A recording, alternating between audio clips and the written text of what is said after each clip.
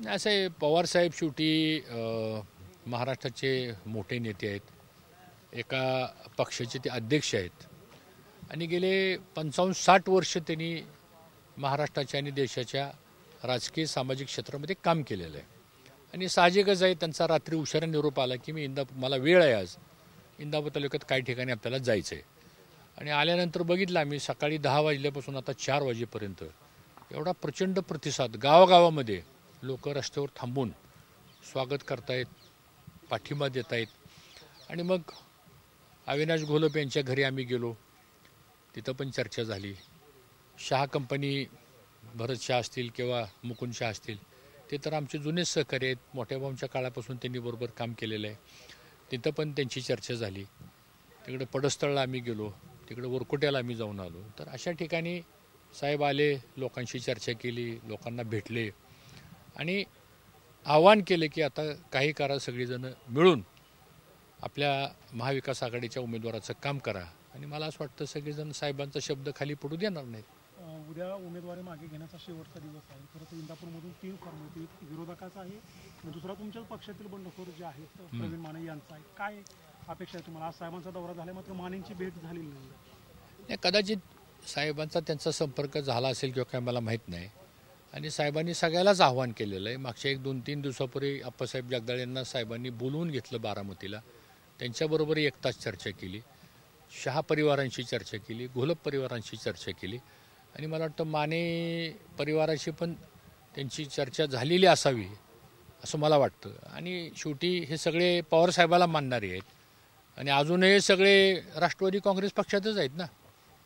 त्यामुळे आता पक्षामध्ये इच्छुक अनेक असतात, पण एकदा एका उमेदवाराचा निर्णय झाल्यानंतर आपल्याला शेवटी तो निर्णय मान्य करावा लागतो. आणि आपण त्या पार्टीत काम करतोय. आपण शेवटी पक्ष महत्त्वाचा आहे, पार्टी महत्त्वाची, पार्टीचा नेता महत्त्वाचा आहे आणि आपले नेते पवारसाहेब आहेत.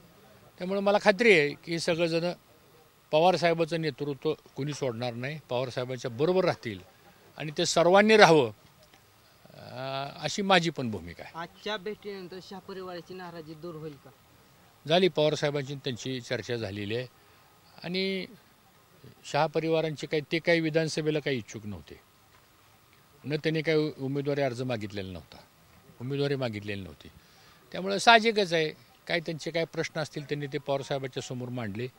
साहेबांनी त्या सगळ्या प्रश्नाच्या संदर्भात ऐकून घेतलं आणि मी ह्या सगळ्या प्रश्नांमध्ये मार्ग काढेल वगैरे त्यांनी सांगितलं. आणि मला असं वाटतं की ते सुद्धा निश्चितपणानं आमच्याबरोबर राहतील.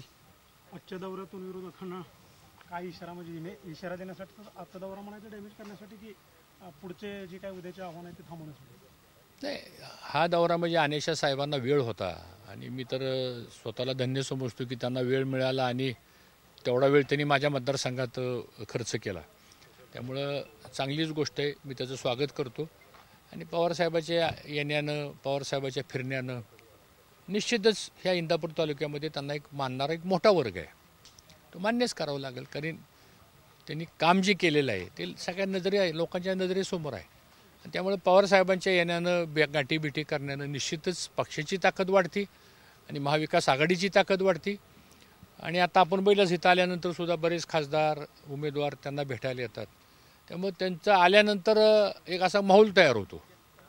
आजच्या साहेबांच्या दौऱ्यामधून बऱ्यापैकी जी काही साहेबांची भाषणं झाली त्यामधून केंद्रावरती साहेबांनी टीका केल्याचं पाहायला मिळालं. केंद्र सरकार साखरेच्या धोरणांच्या बाबतीत वगैरे कमी पडतं किंवा एक्सपोर्टवरती केंद्राने बंदी घातली आणि याचा थेट परिणाम साखर धंद्यावरती होतो, अर्थात साखरेची किंमत कमी होते. तुम्हाला असं वाटतं का? दुसरी गोष्ट, साहेबांनी हाही मुद्दा नमूद केला की राज्य सरकार हे प्रथम स्थानावरती होतं, ते आता 6व्या स्थानावरती गेलं. केंद्र सरकार अपयशी ठरलं, मोदींचं सरकार अपयशी ठरलं, हे सगळं का नाही? एक गोष्ट खरी आहे की शेतकऱ्यांच्या मनामध्ये सरकारबद्दल एक राग आहे.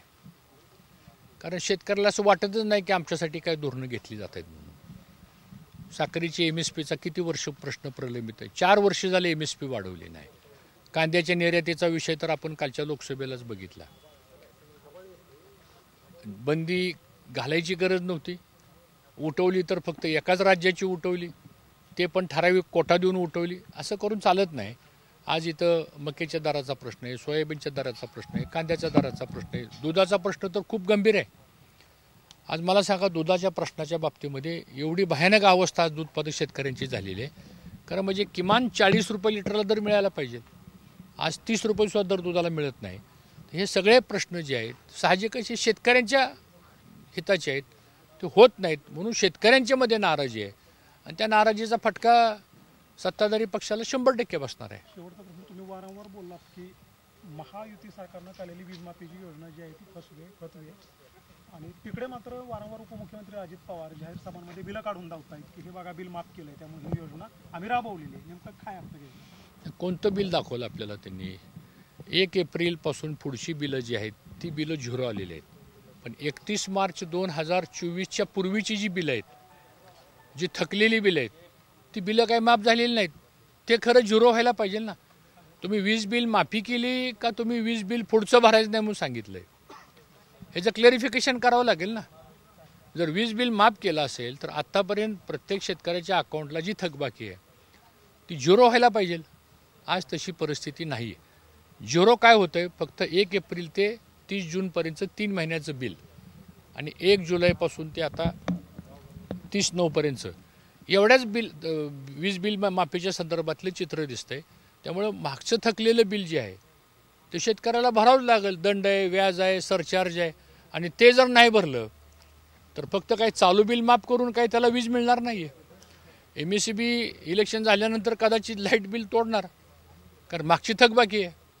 असा GR काढला आहे का की मागची थकबाकी असतानासुद्धा चालू बाकी बिल आम्ही माफ करू आणि मागची थकबाकी जरी असली तर ती आम्ही झिरो करू, तर ते खरं म्हणजे शेतकऱ्यांच्या करता निर्णय झाला असं म्हणता येईल. त्यामुळे त्याचं क्लॅरिफिकेशन अजून काय आलेलं नाही अशी माझी माहिती. साहेब, तुम्ही म्हणताय की आमचं सरकार येईल, जर तुमचं सरकार आलं तर MECB तुम्ही म्हणताय लाईट तोडेल, तर तुम्ही तोडण्यापासून थांबवणार किंवा याच्यात काय करेक्शन्स केली जातील? निश्चितच आमचा महाविकास आघाडीचं सरकार आल्यानंतर आमच्या सरकारचा प्रथम प्राधान्यानं अजेंडा राहणार तो शेतकरी राहणार आहे.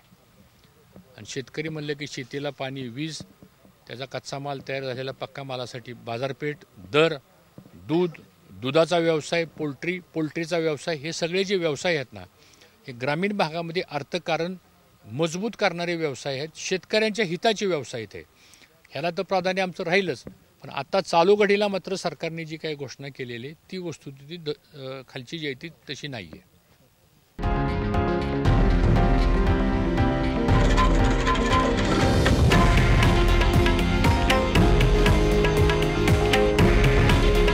हे आहे देशातील नंबर 1 न्यूज नेटवर्क आणि आपण पाहत आहात TV9 मराठी.